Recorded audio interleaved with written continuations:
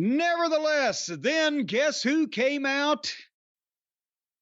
Oh, there was a job guy in the ring, but we came back from a break and boom, MJF music.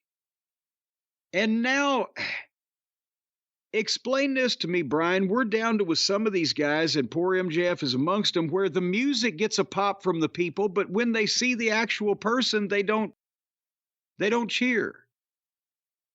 What did they think? There's a guy in the ring, they were going to see MJF wrestle, and he came out in street clothes and obviously not going to wrestle, and they felt deflated, or what? But it's like they'll pop on music, but they won't pop onto people. Why are they not popping onto people, Jerry? I think because of some of the people MJF has worked with and some of the segments they've done together, people need to see something from MJF maybe right now. They need to see something different with someone different, and they certainly weren't positively reacting to the Jeff Jarrett stuff. So I think in a lot of ways, maybe this was a hold your breath and see what is this, because we just saw Jeff and Claudio do their angle. Well, and what is this was MJF told the job guy to leave the ring, and to Jeff Jarrett, you ought to give every fan here an apology. But I deserve an apology more than anybody because of what you did last week. I made you the offer, and then he reiterated the offer was, hey, Jeff, I'll help you win the deal, the title shot, and then you win the title, and then blah, blah, blah, and then you give me a title shot. He made you, Jeff, the offer because he thought that Jeff would be the easiest one to beat. And that went a while, and I don't think the people really cared about hearing it. But finally, he said, pro wrestling doesn't love you anymore. These fans don't love you, which sparked a few medium double J chants. And sometimes you're better off making a deal with the devil than defying him. MJF has gotten in the category of trying too hard at this point to make up for everything that's been done to him. But he's obviously, now remember, early on, MJF was the smooth, the roaster, the unflappable, I'm smarter than you, I'm better than you know it.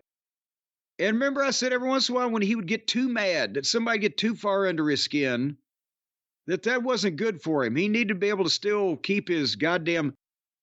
Well, now he's having temper tantrums and losing his shit and blurting out things that he allegedly doesn't want to blurt out.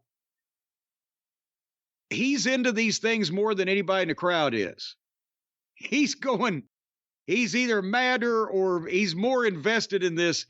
It just looks awkward. Do you see what I'm trying to say? You think he should be riling everyone up, not the one to get riled up? Somewhat. And I think that trying so hard to get people into this rotten material or situations that he's been forced to work with, I'm not saying it's too much. He's cried wolf. He ain't been the devil in a long time. And with most of the people he's talking to or about or wanting to fuck with, the people don't particularly care whether the devil fucking goes down to Georgia on them or not. Is he the devil again? Or was Adam Cole the devil? Well, he's doing the devil horns, and he said sometimes you're better off making a deal with the devil than defying him to Jeff. So now he's the devil. He's the devil. He did it. He's the devil again. The devil made him do it. But it's not done. Because when he said that, then music played, and here came Hangnail Adam Page. It was his match. The announcer, well, it was his match that we thought we were going to see when MJF came out. Then why the fuck did he wait 10 minutes to come out till MJF had said all that shit? And Page got up in MJF's face and is telling him, get out of here, leave, get out of my area here or whatever. And the fans at least were chanting, but they were chanting cowboy shit.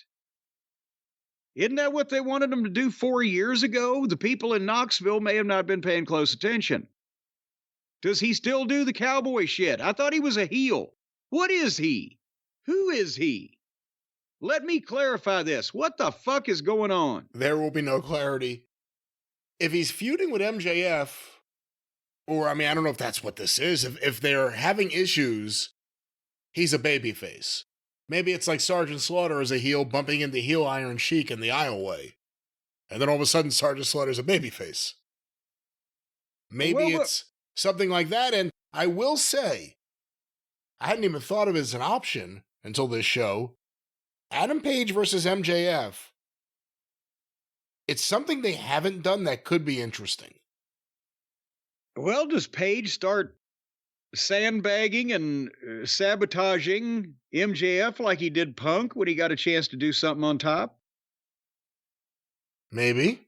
We can't rule that out, obviously. Well, it's on his track record, but... Jesus Christ, then.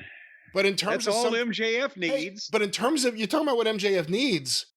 What he doesn't need is Adam Cole. What he doesn't need, as it turns out, is Jeff Jarrett. What he doesn't need is anyone else he has already been married to at some point in the last 5 years. Now, he's done little things with Adam Page, going back to the very beginning, but those two guys have been there since the beginning. They're steadies on that show. I'm not saying it's ideal. I'm not the biggest Hangman Page fan. Whenever you want to invest in him, he delivers a soft promo. But I'll take this over. There aren't too many other things right now with anyone who's not already just doing something. Although if AEW dropped the Jarrett thing, maybe they'll drop the Moxley thing or something else. But I'm okay with seeing where this is for at least a little while. Well, at least now we have another clue here, though, because Page is still out there, so he beat the job guy in 30 seconds. And then, as any true upcoming babyface, kept beating on him after the match and gave him a big face plant fucking move, Chris Daniels' move, and then music played and Chris Daniels came out in a neck brace. Right, now he's a heel again. Because apparently whatever they've been doing on Collision or Rampage or whatever, they had a Texas death match and Page fucked Daniels up and Daniels it comes out and says, all I ever wanted to do was be your friend, but I messed that up. So wait, if this guy has dropped you on your head and retired you, so you're going to come out and apologize to him. You attacked me and said what you said, and I let my ego and insecurities escalate it after you attacked me to a point where I accepted the most violent match against the most violent man, and I regret that. And I wrote, what the fuck is now another babyface is apologizing to some guy that's fucking... And I regret that. So, yeah, I said I regret it. So after the Texas death match, the doctor told Daniels to never wrestle again. So, Adam, you win. This is goodbye. I'm sorry, and I hope you can be happy. And he walks off and leaves Page standing there. And Page is just mute, just silent. So are the fans, by the way. But so is this the first time in history that somebody will be shamed into becoming a babyface again? He was shaming him into becoming a babyface? What babyface has received more shame, even if it's self-shame, than Adam Page in the history of AEW in kayfabe? That's his whole gimmick. He's drinking because of shame. Everything's because of something.